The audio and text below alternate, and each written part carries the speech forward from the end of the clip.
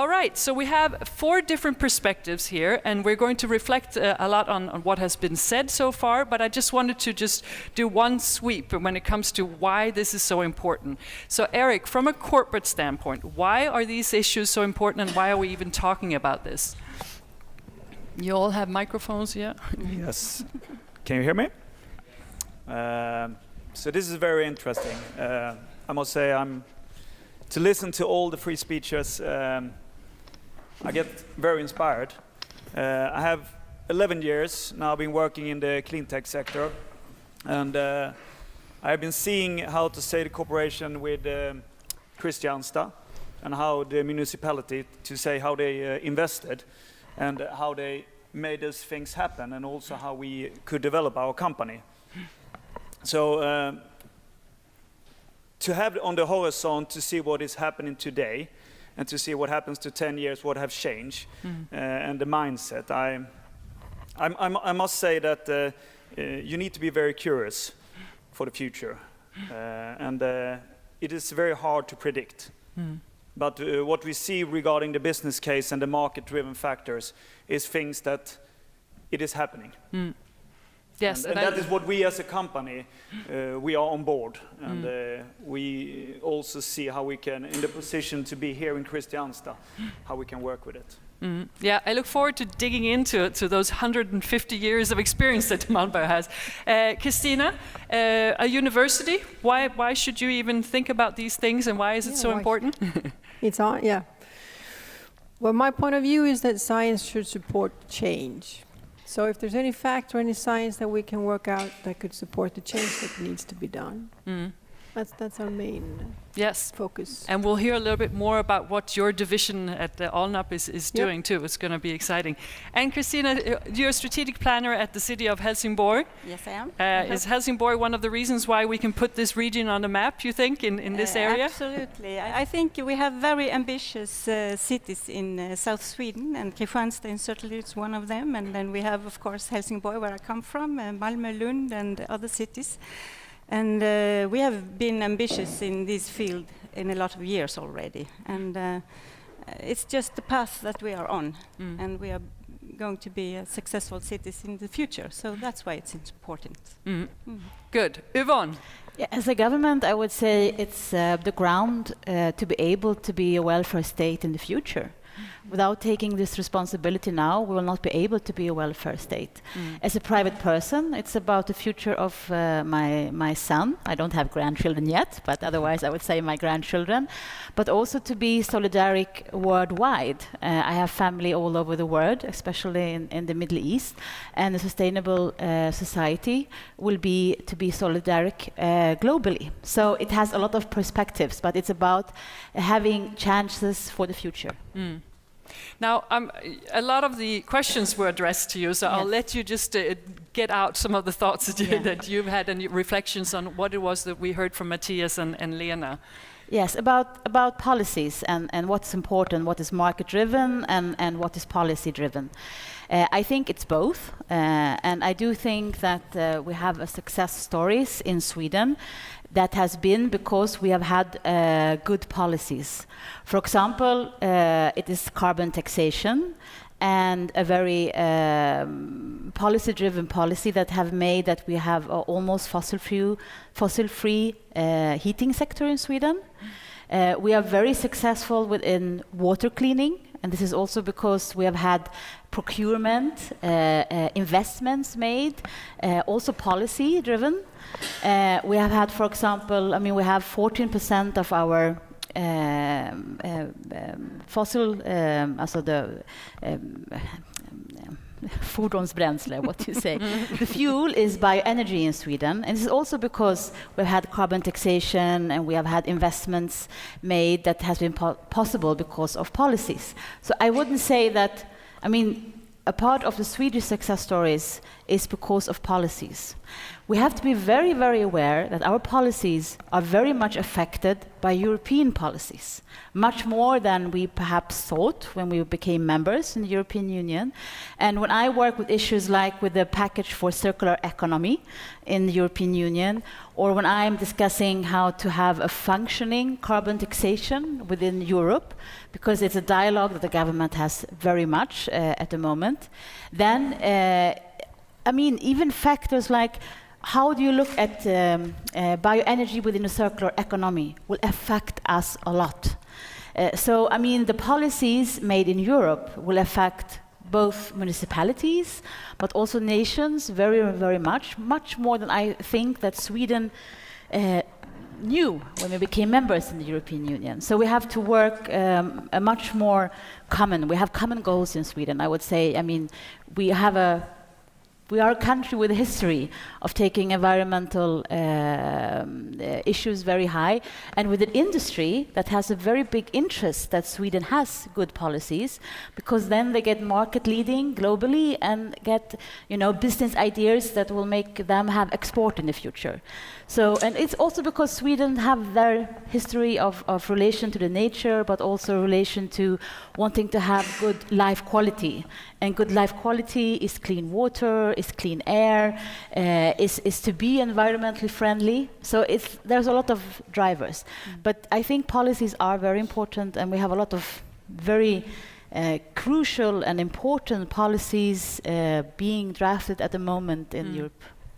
Yeah, because when Lena said that overall Matthias and Lena were happy with the progress, but there are some steps left, of course.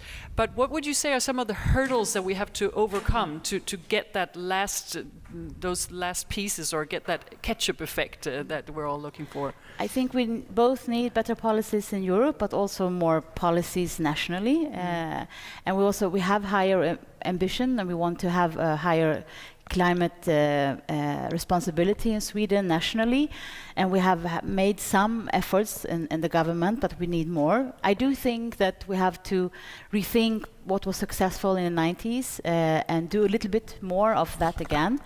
But I do think that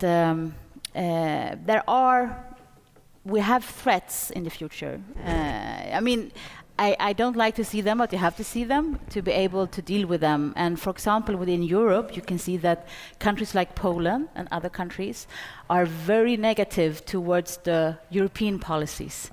That could be reflected yesterday when Commissioner Cañete was here, saying that we shouldn't raise our climate ambitions now after Paris. Why shouldn't we? We raised it in Paris. Of course, it has to have an effect on Europe. But they know that Poland will never accept, you know, because you have to have, every country has to say yes. If we are saying that Europe should do more than 40% climate mitigation to 2030. And it will not happen at the moment. I mean, Poland and some other countries in Eastern Europe will not say yes to higher climate emissions. They will say, first we have to wait for the word. And this makes me a little bit worried that you have countries like Poland, but I also think in other parts of the world, that really see other priorities, and that environmental issues and climate issue has become lower on the agenda. I can also see, looking at air pollution issues that we have had now from the eastern countries, they want to destroy progress that we had within the European Union, commitments that was made. They want to lower the ambitions, saying we cannot achieve those targets for lower air pollution. And this is air pollutants that, you know, that they go over borders. So we have to solve them together. So this is what makes me a little bit scared, countries like Poland and other countries that are starting this march. And it's because they are afraid of finance and economics, and they haven't seen the decoupling factor that Matthias very well spoke about here, that we can have wealth and take responsibility for climate and other environmental issues and have growth at the same time. We have to combine them. And if we don't combine them, we will not have a good finance in the future. I mean, they still believe in coal, and they still believe in old-fashioned stories. I hope, I mean, we are talking a lot with Poland to make them interested in district heating or to see good, successful stories from Sweden. And I hope communities like Kristianstad can inspire communities in Poland and other countries to have the courage, to do something, because we have to awaken awareness in these countries that it is possible, and actors like companies and communities are very, very important in that work. That's my biggest threat, countries like Poland who will lower ambitions in the future. Well, some of your reflections from your different perspectives on what Matthias and Lena said, Kristina? Well, yeah, since from the university point of view, we always try to focus on knowledge and how knowledge can be worked on with attitudes to achieve change. And those are really big questions, and whether Poland is the bad guy or in the end the good guy, we don't know. But I would say I really like Matthias' talk about the small data and the statistics of small data, and how you can combine that with the knowledge from universities and from companies as well. So we can just make sort of a melting pot into it and use that data to achieve change. There's so much knowledge out there. So, Kristina, in your everyday work, Yes, how do you put all of these issues on the agenda? And yes, I think these perspectives are very interesting and so on. But in a municipality, there are also a lot of practical, more small issues. And one of them is that procurement. I think that public procurement is is an interface where we can meet the corporations and that we can challenge them. And to do that, we need to be we have to be more courageous and try to focus on these long-term goals. And we have to open up our procurement a little bit more and use them in a smart and strategic way. And of course, these investments are very costly, and we're not used to take a lot of risks. But I think we have to change the attitude a little bit and to try to take some more risks and test new technologies and open up our procurement in smart ways. This will be a huge challenge for us, and we need the support of brave politicians. Because then, if something goes wrong and or we have to change things, we need support.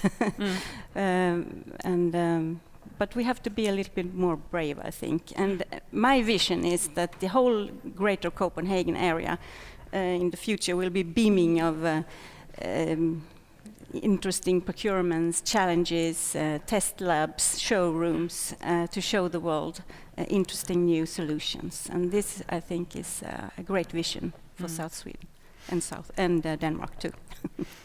Eric, I'm a big believer in brave entrepreneurs as well. I think that's a key factor in the society as well. And you're the fifth generation of Malmberg, and and the company has been around for 150 years.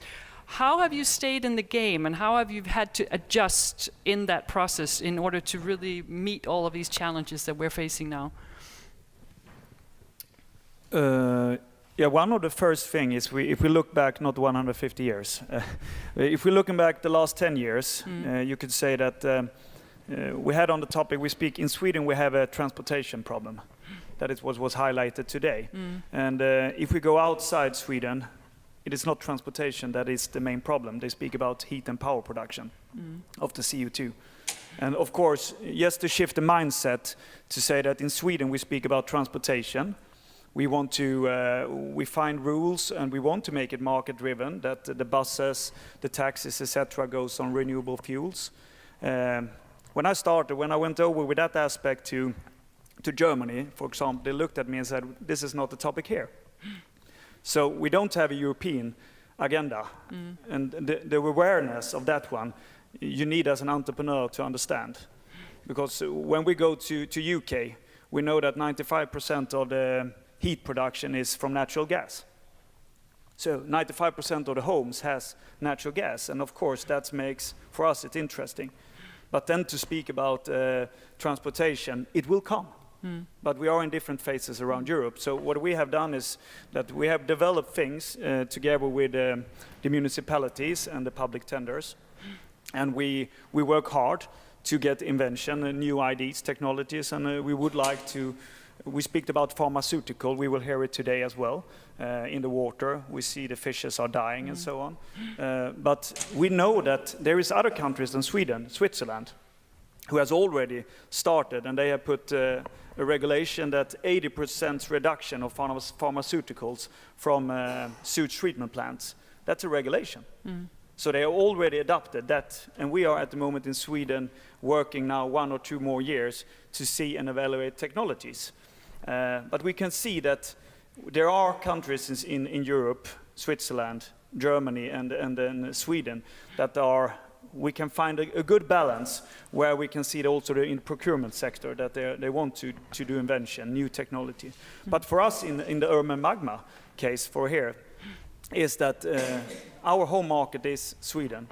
And to have the topic to discuss this, that the municipality says, yes, we want to go this road. We have a problem with the procurement, but it's not only the procurement, it is actually the regulation and the long-term aspects of investing in these things. Because I think the municipalities would say, we go into this, but we also want to know the set of games, the rules. If we, for example, says my aspect, we say we are tax-free and renewable 5 more years, or to 2020. That is how it is set. We are the only country in, I think, Europe who has this acceptation, how to say, in the European law. So I would be a little bit scared if I was an investor in a municipality, if I know those rules. I would say it would be better without those and find another long-term aspect in investment. And that is important to speak about. And instead of, and that is how we learn and how we publish and how we can see that by having long-term aspect. And I like this, it does not make sense, the business sense, as Matthias speak about, of oil and diesel. Yes, we know it. But in a lot of cases, it is not like that. Because there is things in the frames that we have built in, which make it, when they look on a municipality level, when they procure things, and if the business case is totally on the opposite, they don't go that road. We know it from Malmö on a big waste plant that, from my point of view, it should have happened. We should go waste to energy. But it did not happen because of the rules that they set today. So the municipality or Syvab, they didn't want to go, didn't want to go that road, and that we don't like. So that is why Urban Magma, and also here that we are very close from entrepreneur to municipality, and then we can go into what rules we are setting. So it's a very important topic that we are speaking about, and I like the global perspective as Matthias rise. But we still know that we are not on a global arena. Sweden is a small country. What we do here, yes, is things that we would like to transport. But I remember 10 years ago when we had Kristianstad's biomethane plant, and we took a lot of clients into Kristianstad. And we can take them to Helsingborg, for example, where there's also plants from us. But they said to us, Eric, don't speak about what you do in Sweden on that aspect. It's very interesting, but we have a different agenda here. So speak how we can help each other. And you can develop technique, you have proven in that aspect, but it is interesting to learn, and we will take it, but we are in different phases. And we know that, and that is what we hear from Poland. We are in a different phase in Poland. But I must say, I got an invitation 3 weeks ago to Estonia. And they have the same situation, very weak situations, but suddenly somebody took a business case on a long-term aspect to invest in all the buses should be in Estonia, should be renewable. And then suddenly they built up business cases, and that is, for me, I can see it goes quicker. But then, and we don't know what is happening, but I still look back. I think the thing what we spoke about children is important. The next generation, that also creates a case. Reflection, Yvonne, or? So I do agree that we have a different situation in Sweden than you have in other European countries regarding that they more focus on what we are good at already, electricity and heating, because we have already done a lot of jobs in that area. But the thing is, looking at policies, I was a little bit surprised when I came in the government that the area of transport sector, to have a fossil-free transport sector, there was a very little work done. Okay, we had this FFF utredningen, what you say in English. I don't speak utredningar when I'm in Brussels, but it didn't have, you know, like no authority have had the task to say this is the way to go to a fossil-free transport sector.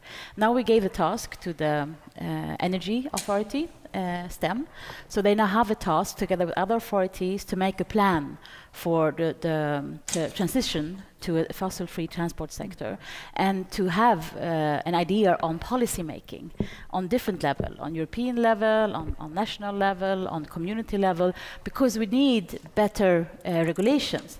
But I do think carbon taxation is an important regulation, and I know now that Finland actually has a functioning carbon taxation. And there are discussions in Brussels that can give us hope that we could get a functioning carbon taxation also in Sweden. It would be very good. Otherwise, we have to find other solutions to have, in short time, in place, some kind of long-term regulations, because that is needed. I mean, I totally agree with you. 5 years, it's nothing. When you make investments, you need to at least know 10 or 15 or 20. You have to have a goal in the future. This is what the politicians want in this country. But I think there's an awareness of that this is very important, and we are working on it. Christina, I'm curious, Omvärld Alnarp, could they perhaps work on these issues of really understanding a bigger picture? And you seem to be gathering people from different perspectives and different parts of the world. So tell us a little bit about the thoughts that you have through that of course, initiative.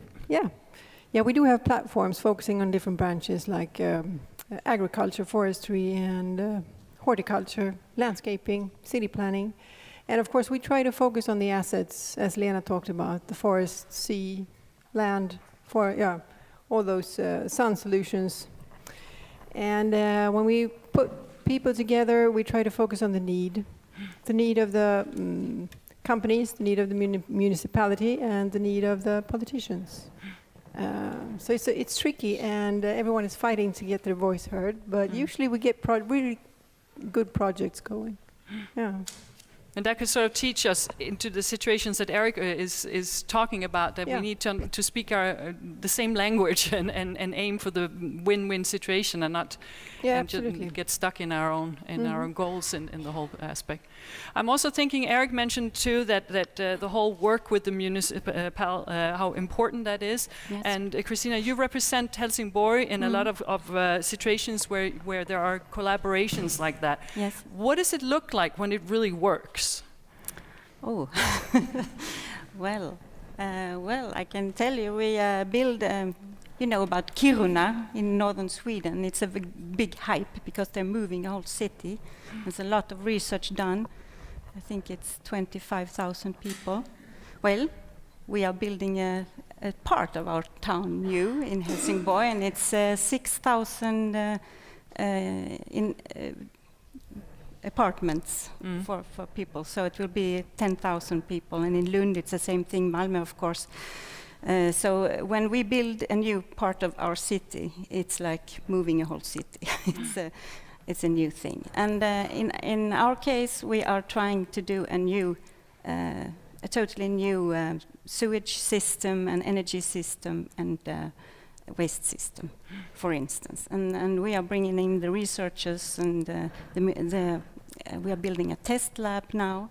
You will hear about that, I think, next year in the meeting point. We are just planning it right now.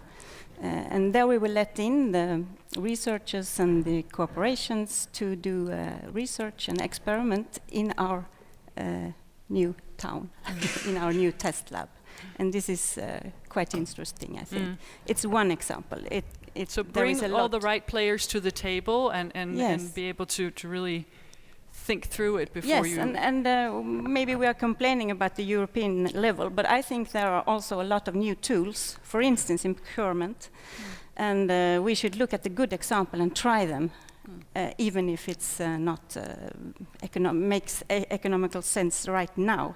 It will in a short period of time, and we can find efficient solution where we can make money. So I think we shouldn't give up. We should look at new solutions and try new methods. There are a lot of things to do. I would like to give you just an opportunity to mention what you think that we should be focusing on next and where the biggest changes can be made.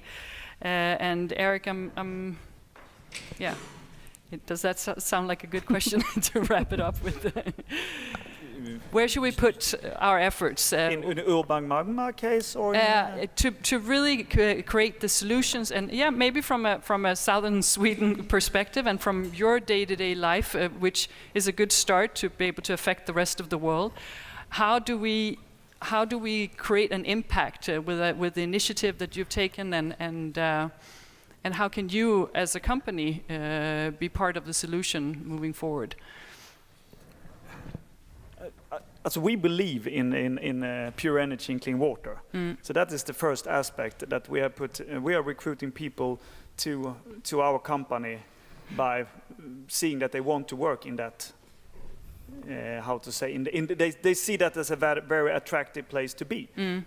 And by that knowing, and also knowing from the end customer side that okay, we are into this. That is, of course, for us, a first motivation said yes, and that is what we heard from Helene, for example, that this is what we do in Kristianstad, and we know that we do that in Helsingborg. So I think there is already a commitment. So what we are seeing here is that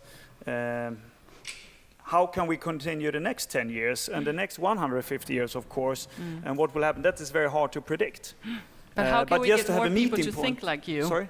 How can we get more people to think the way that your corporation is thinking? But I think what we do today, and the inspiring, yes, to hearing on the global aspect, to see that Sweden is 8 million people, or 9 or 10 now maybe. It goes pretty fast. But we are still we are a long country, but with less people. But listening and give us, I think, the braveness also to invest for the future. Not only to seeing what we do in Sweden, and also to listen what do we do in Europe. I think that aspect, on a global perspective as well. But I think for us, it is easier to reach out in Europe today, for us as a country than a company. So I think it's a good link, and we already have Denmark very close by. But so I'm listening also from the political view. What do we want? Because we know that it is market-driven things that goes down on this road, but there is still we are not there yet. In some aspects, if you go on a heat pump solution, geoenergy system that we built, that one I think Ingmar Kamprad can say that they would have it in all IKEA in the future. That is a statement. So that we don't need to involve that much, because we know it happens. It's only how will Europe take this in. But on a lot of other areas, we are not there yet, because we have been working for many years. We should say that Sweden is a country where we have a lot of things already started in the 90s. But now we hear from Matthias. He says, when do we put in the next gear?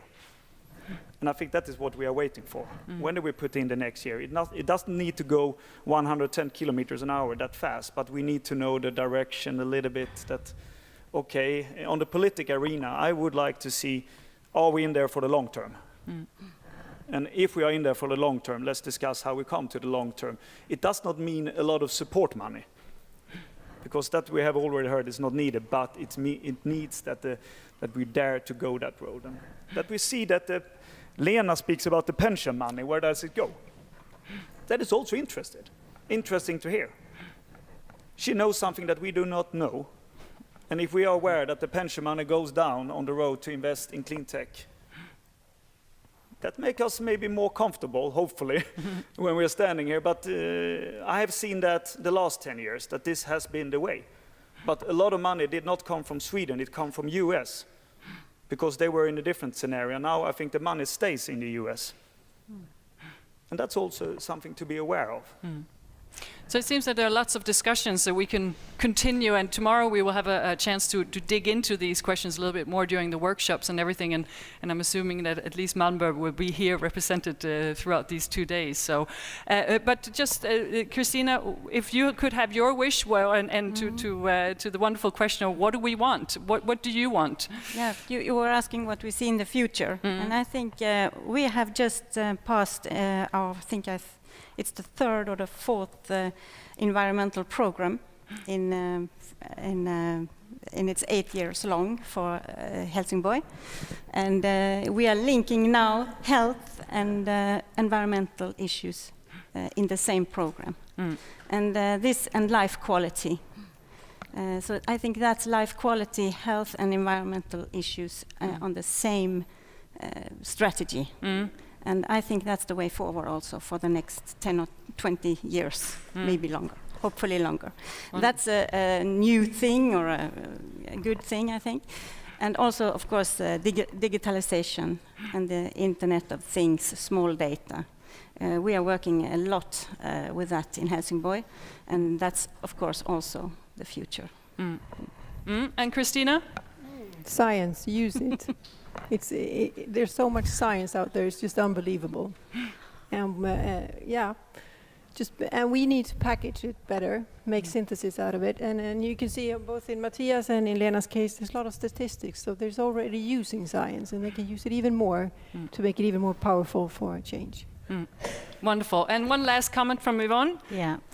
I would say a circular and bio-based economy where you reuse, repair, and consider waste and rest products as resources, where you stimulate innovation and sustainable products and life quality, and where biomass, for example, can replace fossils in everything from materials to fuel. And this is also how we will get a fossil-free welfare nation. Wonderful. I'm so sad that we have to end this discussion now, but you will be with us as well. So we're going to take a short break now. There's going to be coffee served out here. But thank you so much for taking the time to be with us today. Thank you.